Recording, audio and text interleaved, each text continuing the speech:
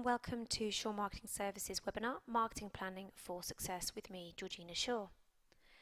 I'm the Marketing Director and founder of Shaw Marketing Services on the Costa del Sol in Spain, and I've been working in both the UK and Spain for the last 10 years as an events organiser, marketing expert, PR planner and copywriter.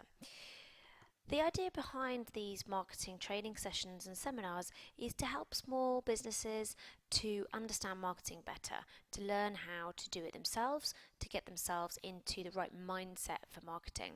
And we hope by sharing our information, our ideas and our experience with you, we can really help you to do that better. Our key message for today's session is that every company, no matter how small, should have a marketing plan. Now, we really believe that this is an invaluable document, but I'm so surprised to see how few, especially small businesses, actually have a proper plan to help them with their activities. Now, this session will apply to all areas of business, really, from small new businesses to more experienced business people. And really, it's anyone that would like to guide their marketing activity with the right plan. It's also a good one, of course, for trainee marketers who are trying to get started in this great career. So in today's session, we're going to be looking about the theory of marketing planning and why it's so important to do it. And then we're going to be going through a marketing plan template, looking at each section in turn, what they mean, and how you can actually apply it for a really powerful marketing plan. We're giving everybody who's registered for this webinar a marketing plan template that they can fill in themselves. If you don't have that, please let us know as soon as possible and we'll get that over to you. Let's get started. So why is it important to have a marketing plan? As I've said before, I really strongly believe that every company should have a marketing plan. It's the kind of document that really you shouldn't be moving forward with a promotional strategy without. This plan should be a detailed and practical plan which sits alongside your business plan and your business objectives at the centre of your activity. Now, we use this tool to evaluate your business, understand it from a customer's perspective, and really understand how to communicate for the best results. It's a document which allows us to look at ourselves from our customer's perspective and really understand what it is that they want, why they think we're good, and why perhaps they think we're not so good. And then to apply the knowledge that we find out about both ourselves, our competitors, and our environment to create a structured, timed and very focused plan for moving that marketing activity forward. Now, this plan shouldn't just be thought of from a communication side of things. Marketing is very often thought to just be about selling your services, but in fact marketing should be part of the decision of how you develop your product or service, how you position it, and also how you price it, as well as promotion. And this marketing plan needs to really be part of all the decisions that you make about your products and service. So let's now look at the process of actually producing a plan. Please take out your marketing template if you want to have it on your screen, or print it out so that you can make notes and go through it.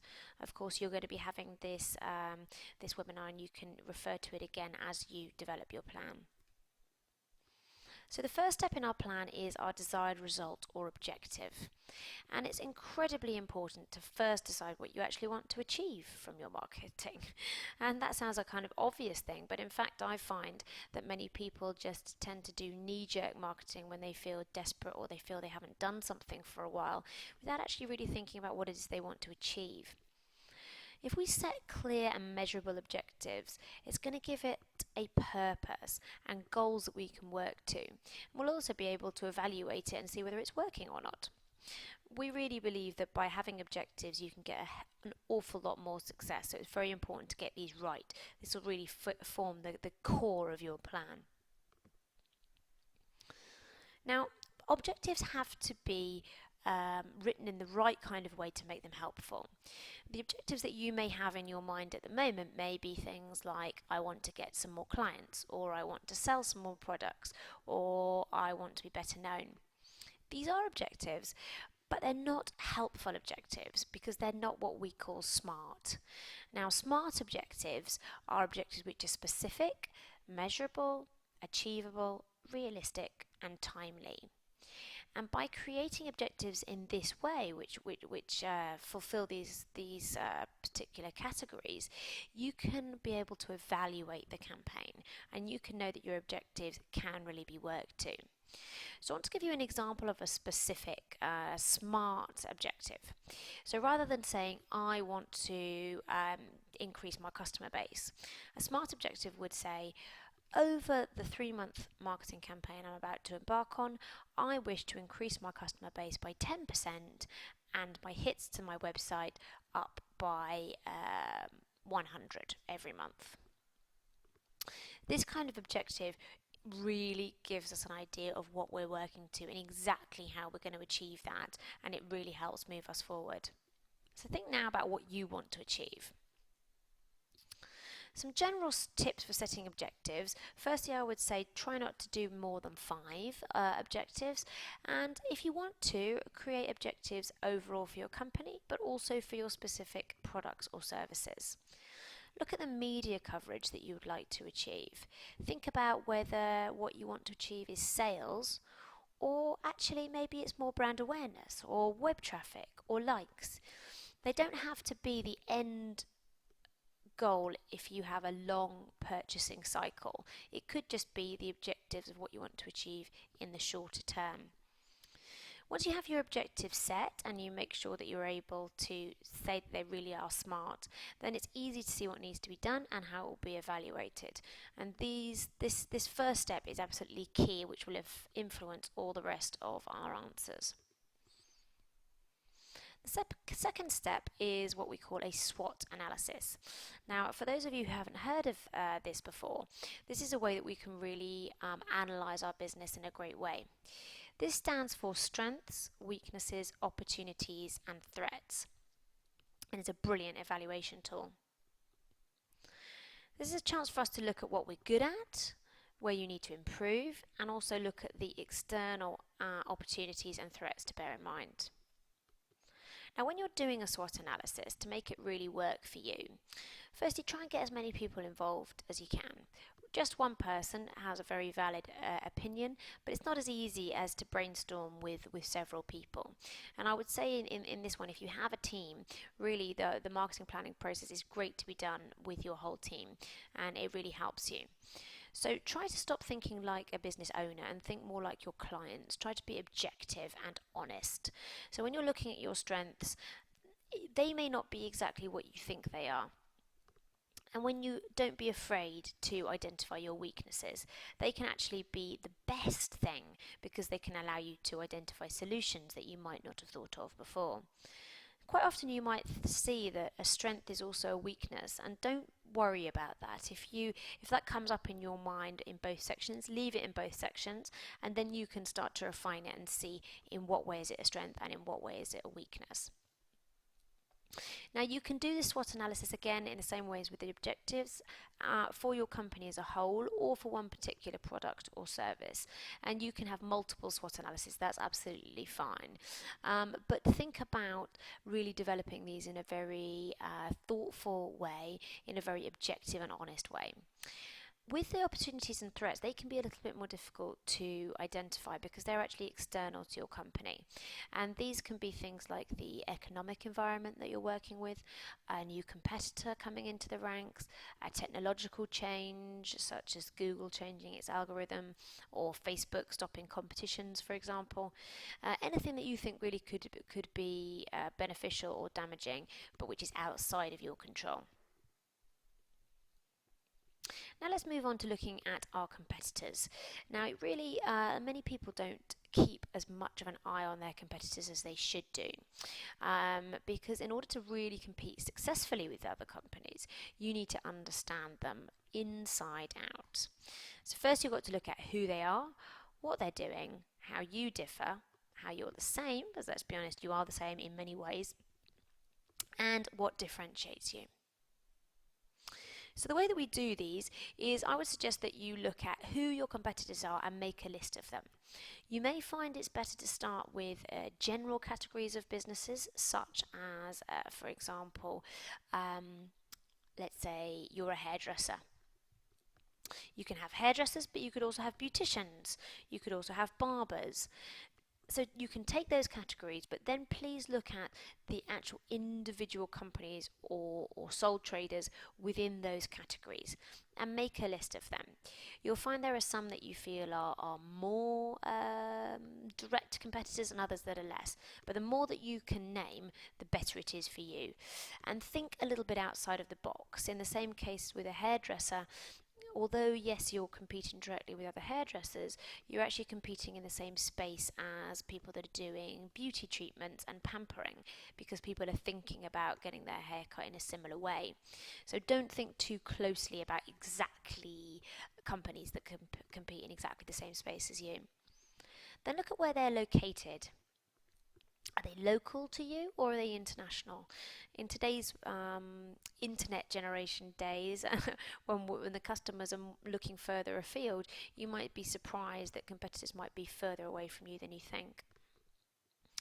Start looking really closely at what they do better than you and try to be objective, because there will be things that they do better than you for sure, and the quicker you identify them, the quicker you can either collaborate with them on those areas if you can't do them well, or you can improve your service to be as good as them. Then look at where you're better. This may really be easy for you as a business owner, but make sure again that you're objective as much as you possibly can be. Look at how they're communicating, where they are advertising, for example, any shows that they're exhibiting at, any radio advertising, and look at where you are doing that and decide whether you'd like to be in that space or not. Looking at how they're communicating also gives you a chance to estimate their spend, which is helpful. Also look at different things that they might be doing that you are not, so different product streams, for example, or different services.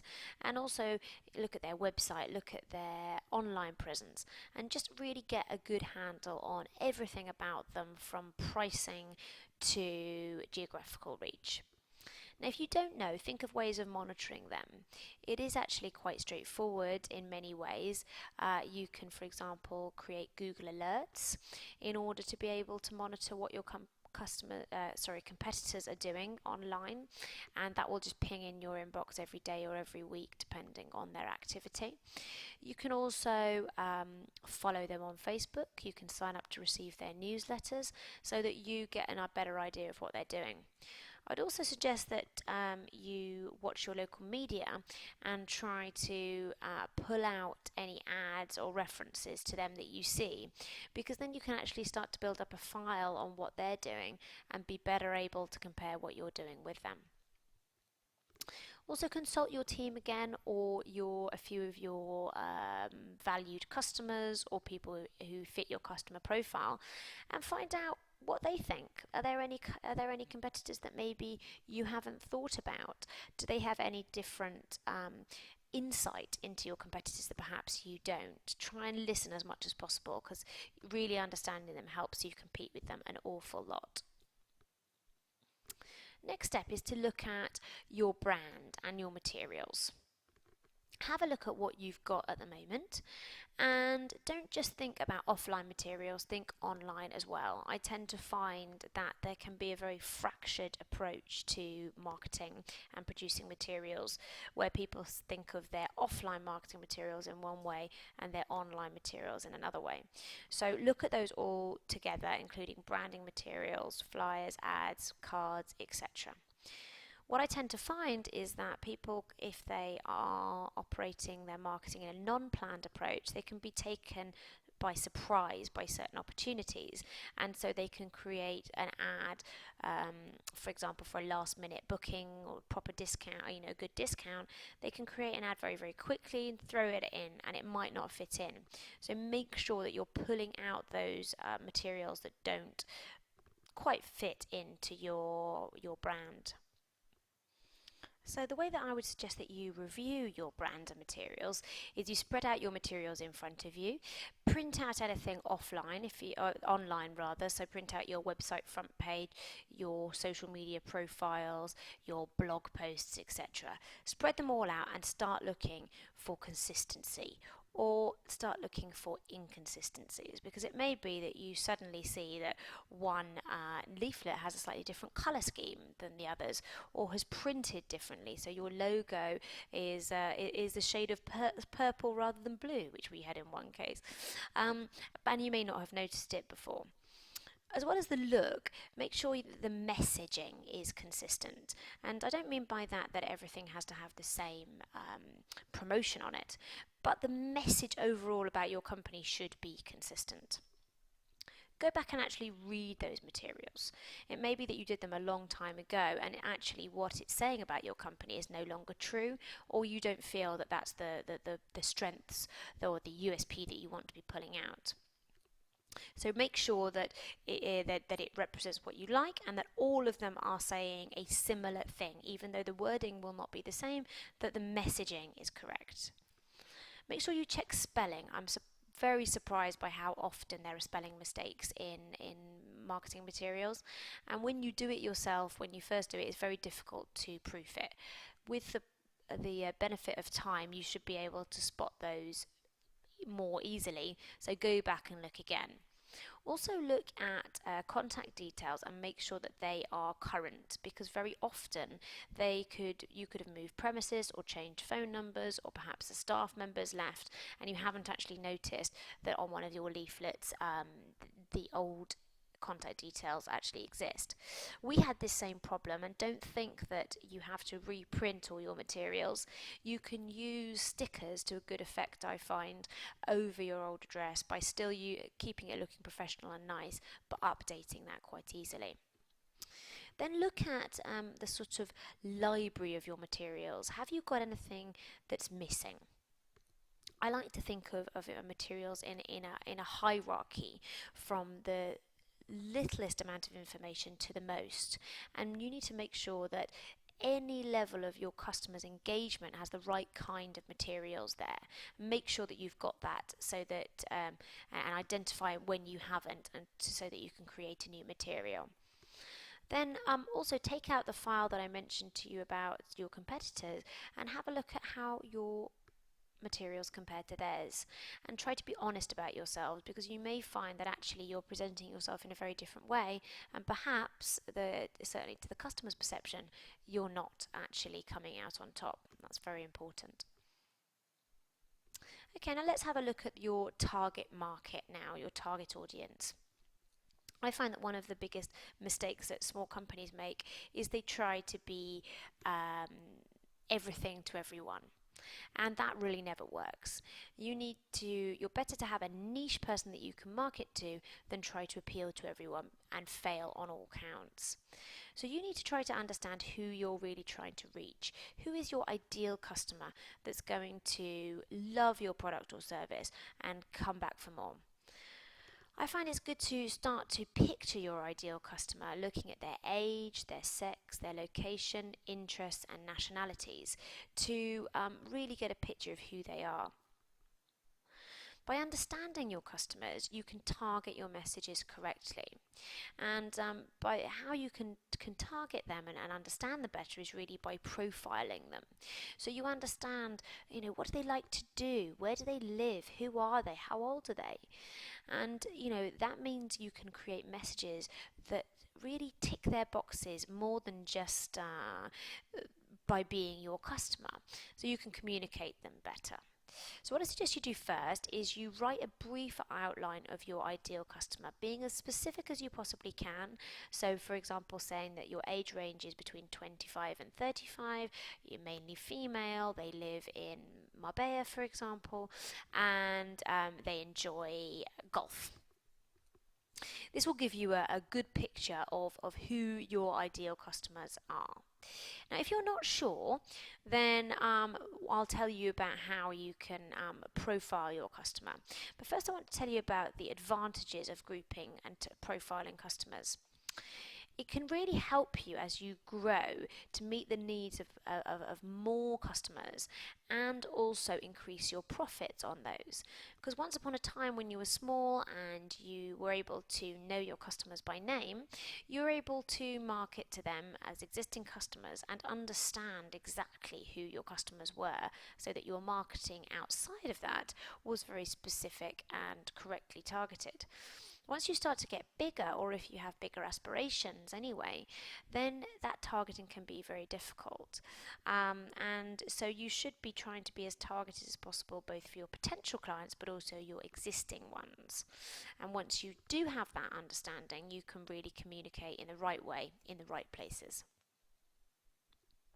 Now, the ways that you can profile your customer, you can do a survey, for example, of your current clients and find out who is buying, what they feel about you, what exactly their ages are and their interests, etc.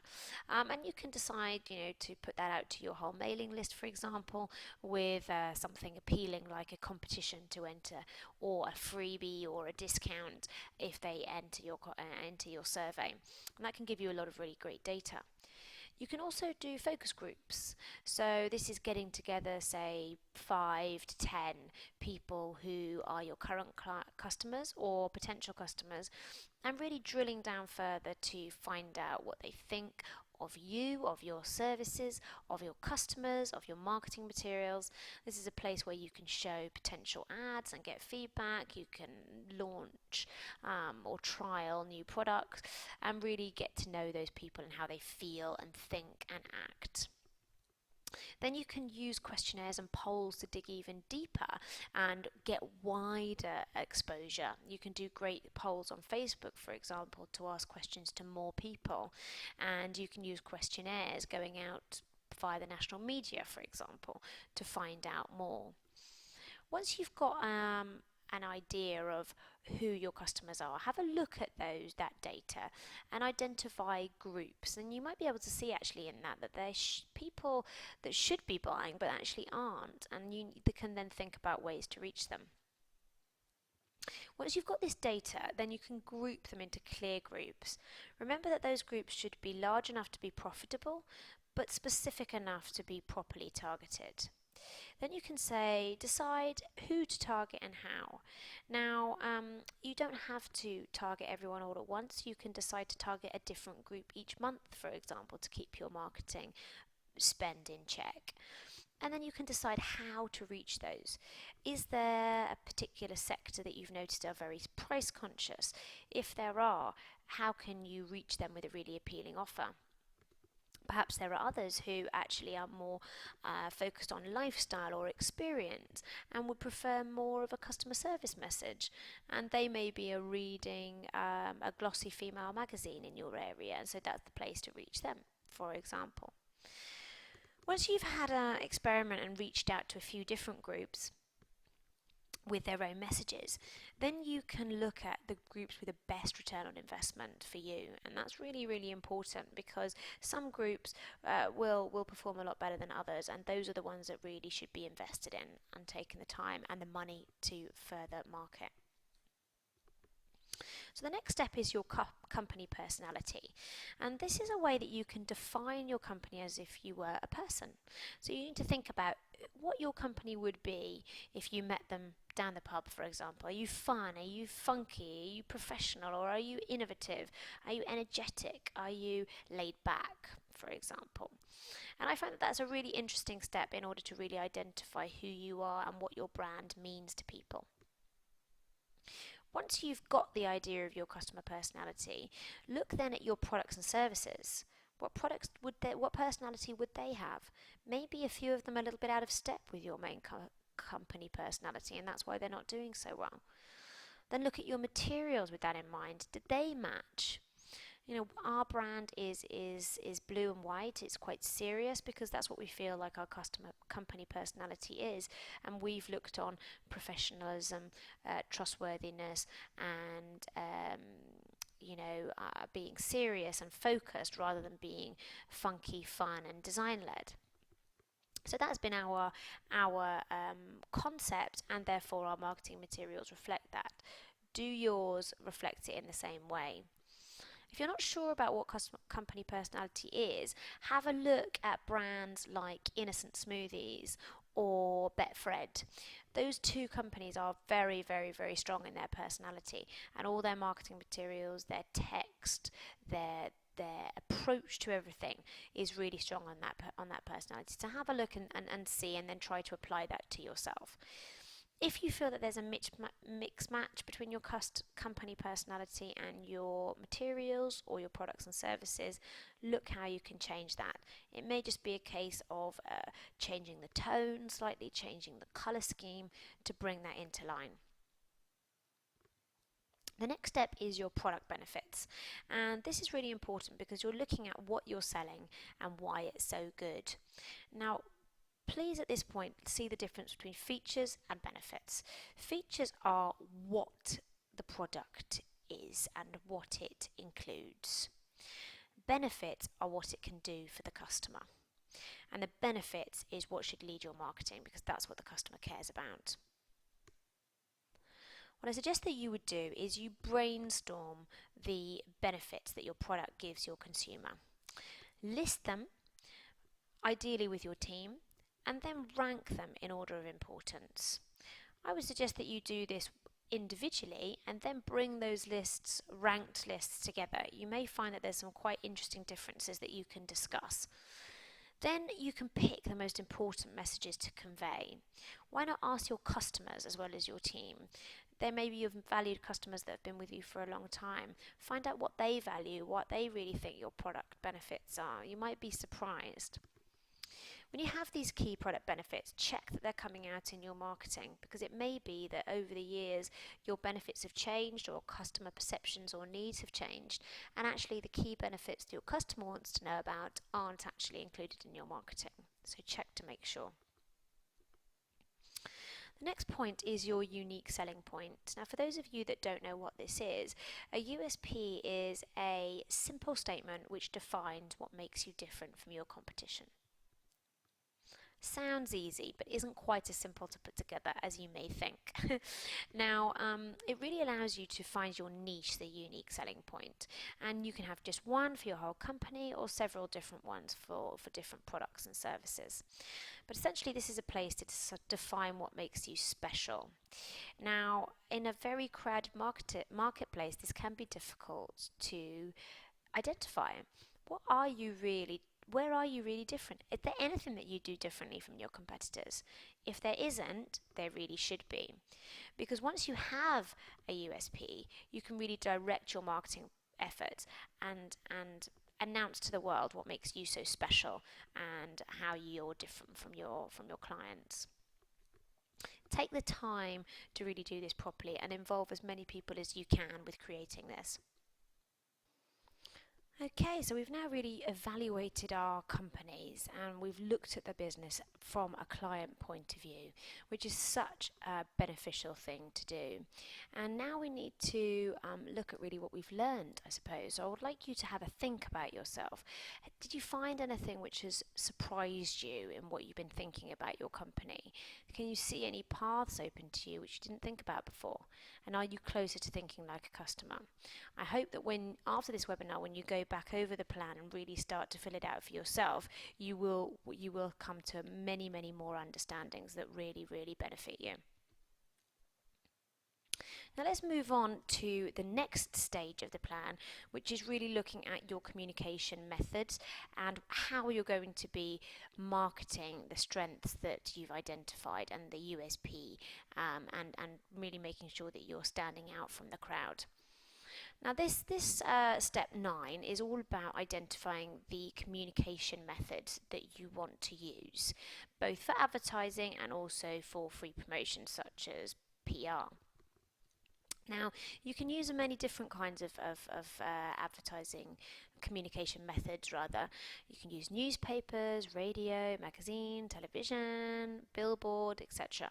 And they all have different strengths and weaknesses. So for example, radio is fantastic because it's low cost, but it's a difficult medium to track, and it's also a difficult one to allow contact details to be passed along, for example, because if someone's driving in the car and listening to the radio, they're not going to be able to write down your web address.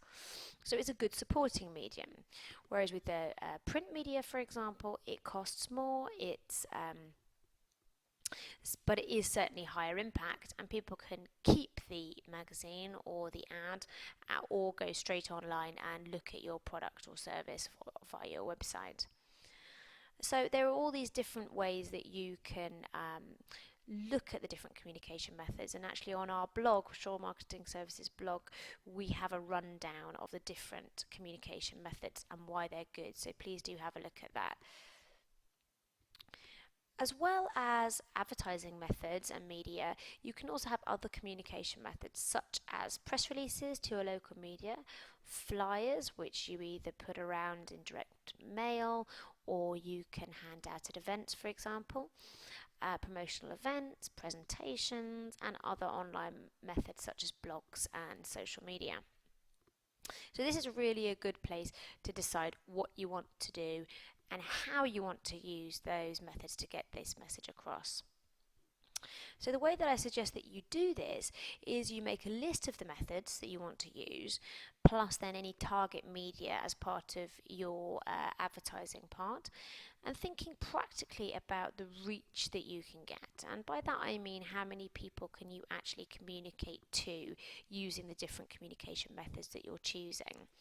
Remember that methods can often be complementary, and also obviously remember how much things are going to cost. And then obviously also think about your budget, because that's very important, and there's no use thinking about all the communication methods you would do if you have the budget for it. You really need to be practical and think about the budget that you do have to achieve it. I think as well it's really important to think about the combination of communication methods that you're looking at. So as I said before, something like radio and print go very, very well hand in hand because they support each other, as does public relations and advertising. And events can really fit into that whole strategy. So each one then gains much more power by the combination of the methods. The next step is to look specifically at advertising. Now, not everybody will be able to afford advertising, so this may be blank for you, but consider whether you need it, whether you can afford it, and if so, in this case, what type of media do you want to advertise in. Now, what I would suggest that you do is if you do decide you want to do advertising, look at the media options in your target area. Get the prices. They often vary considerably between media that you may consider to be of similar quality. Don't be afraid to negotiate with the salespeople. They're absolutely used to it, and the harder you push them, you can really get some surprising deals. If you feel that they're not budging on price, then start thinking about negotiating in a different way. So asking them for extras such as editorial, or for example slightly bigger space on a given month that you really think are important, to try and get that boost even if you can't get the discount in the pricing. And then when you are advertising, make sure that the message in your advertising makes people want to do something, inspires action. It should be a direct form of communication rather than simply getting that branding message out there, which won't give you the results that you need. So you should always be thinking, what will it achieve and how much will it cost, and therefore is it worth the investment? The next step is looking about how you will measure the marketing, and this is really an important area that many people neglect. Many people say to me that advertising doesn't work, for example, which is clearly not true, because if it was true, no one would still be doing it. But I think it shows that it means that people aren't actually monitoring what is working and why and how. You should be linking this evaluation with your objectives to make sure that you're keeping on track and it's actually working in the way that you had originally wanted it to. There are a few practical ways that you can do this monitoring and the measurement, and with actually very simple procedures. Firstly, the very most simple thing is to ask people how they found out about you, and obviously log that in a spreadsheet or a database. Now, please bear in mind that people are often wrong when they think about how they saw you. They may quote a publication that you've never been in before, for example, but at least it's your first way to really try to pin it down. Secondly, you can use Google Analytics, and you should certainly be monitoring your web traffic and try to drill down as far as you can where they're coming from. And you can also include in a website a form which actually asks people where they found about you, using a drop down form of the options of where you are to lead people to making the right decision. Then you can use other more subtle ways, for example, using different calls to action on different advertising medium. So, for example, you could use a different email address in one paper and another one in another paper, so that you know that whichever emails come through the info account, for example, is coming from that specific media. You can also use codes, you can use coupons, you can use specific hashtags if you want to monitor it on Facebook, so that you can really monitor as much as you possibly can where those leads are coming from. And log, obviously, each inquiry, not only each sale. Now, what I would say with measurement is give it enough time to start to make a result. Most people would agree that just a one-off ad is very unlikely to give the kind of results that you want. So you should be looking at the success of the whole campaign, because it will build and it will increase in power the longer it goes on. So allow enough time, but then start to really evaluate it. So look at how many inquiries you're getting, but also, as well as inquiries, what's your conversion rate? Because you might find that you get less inquiries from a particular magazine, let's say, but actually the conversion rate is higher because the targeting is higher. And so that can give you a different result than you might expect. And then also try to look long term of the value of a client in order to really understand what you're getting from that client. Because if it's, let's say, a client which has been received off the back of an offer, their lifetime value to your company will likely be much lower than one got in a different way. Then start to see which marketing method is producing the most results, and don't be afraid to cut what doesn't seem to be working. Remember that you can always reintroduce things, so you can really try. It's all about trial and error, really. So cut it, and then you might say, well, actually, I don't think I was getting any results from that, but when I take it out of the equation, my whole inquiries go down, so obviously it had a value. Now, do also think about your awareness and branding as well as just sales when you measure, because that obviously has a power and can actually really help with positioning and pricing, and actually drive prices up rather than drag you into a battle with your competitors on price. And then think about the combination of activities, and whereas maybe the newspaper might get the final sale, it may well have been influenced by the radio. Next, you need to look at your budget, and I'm afraid to say that in order to market effectively, you do need to have some budget. But you don't need to have a fortune, and as long as you are realistic on how much you spend, then we can work with it and move forward and have a result on the back of it. If you're thinking smart and you're spending carefully, then I really believe that you can get great results even if you don't have too much to spend. But the key is to stick to your budget and not let yourself get carried away by spending so much that you could never really expect to get the returns on it. Now, there are a couple of different ways that you can set budgets. You can match your competitors' spend if you're really looking for market share. Now, this is a way that the bigger companies will do it, who are aggressively going after a different position in the market. But this is a costly and difficult strategy for a smaller company. So I would think that most people that are listening to this webinar, that wouldn't be the way to go. Second way, which is very common, is the percentage of sales method. So that's looking at your profits and then taking a percentage of those profits and putting it back into the marketing. Now that's a very simple way of allocating budgets which your accountants will like, but the problem with that is that when your sales start going down, you actually need to invest more in marketing to stop that downward trend. But if you do a percentage of sales, you will just keep decreasing and decreasing your marketing as you decrease your sales, and that's just going to end very badly. So the way that we prefer to do it is the objective and task method, and that's looking at what you want to achieve, what you need to do to achieve that, and how much that costs. So that looks at really putting a budget to achieving your goal, and that I think is the best way.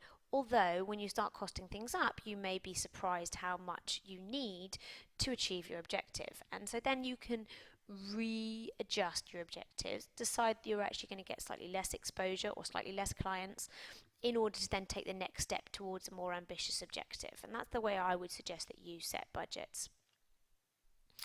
Now, if you are limited, and let's be honest, most small businesses are limited by budget, what I would suggest to you is, you be realistic. Whilst it would be brilliant, wouldn't it, if we all had thousands to invest in advertising and marketing each month, most of us don't. So don't overcommit yourself and make it a sink or swim kind of philosophy. That's a really risky strategy. So try to go slowly, try the methods you expect to have the best returns for the smallest investment, and then as you see them investing, the investment's paying off, put a bit more back into the pot and try again. Testing and waiting for the results and then adding something into the equation, it gives you a slower results and a slower return, but it certainly allows you to compensate, and it gives you time to earn more so that you can invest more. So the final step is the suggested actions box, and this is the place where you're going to put all the actual campaign plan. So this is the real what to do and when. So what I suggest to this one is that you keep your plan quite restricted in terms of time. I would say that between 3 and 6 months is optimum, although you can go up to a year if you really need a more long-term approach. Now try to be specific when you're making that plan. List those actions with dates and budgets so that you can see how much in the end is that plan going to cost, because you may need to revisit that. And then look at what then you need to achieve. So when do you need to produce artwork in order to go into a certain magazine that you want to be? The lead times might be longer than you expect, so make sure that you plan all of those in so that you are in time and you're not rushing. Make it a really practical document to work to, so you can be ticking actions off that list as you achieve them, and really allocating tasks to different people and setting deadlines for them to achieve it. That way that you will really move forward with your marketing in a way that you couldn't without that plan. Make it a working document, and by that I mean don't think of it as the holy grail that can never be changed. This is an evolving working document that will change. So if you've thought you were going to do a 6-month campaign, but after 3 months you look at a particular media and really don't feel that it's working, then don't be afraid to change it. Don't spend money on something that isn't working for you. Chop it out of the plan, replace it with something else, or cut back because you need to save money, and then carry on moving forward. So really make it a practical and working document for you. So now is the time to take action. I think procrastination is one of the worst things that a small business can be saddled with. So if you spend time really putting this marketing plan together, you will have a clear strategy which will inspire you and inform you to go forward and take action. So I really hope it will help you to generate the results that you need. Please do ask us if you need any help. We can offer great quality and great value marketing and PR services, everything from websites, copywriting, blogging and marketing planning. Of course, we'd be delighted to help you with your marketing plan, and we can actually produce one for you for less than you may think. So please do ask if you need help. We've got a blog full of fantastic marketing and PR tips, which you can have a look at suremarketingservices.com/blog. Have a look at the marketing ideas and inspiration sections, and you can see lots of really great articles all about marketing planning, advertising, and much more. And we have our next marketing training course coming up on the 2nd of December, which is a practical guide to email marketing, and that's going to be on the Costa del Sol again, but we will be putting it online. Thank you very much for listening. I really hope you found it useful and that you'll be going away and completing your marketing plan and letting it inspire you for success. You can also buy another the Introduction to Marketing webinar online, so please come and ask us if you have any information. Thank you very much.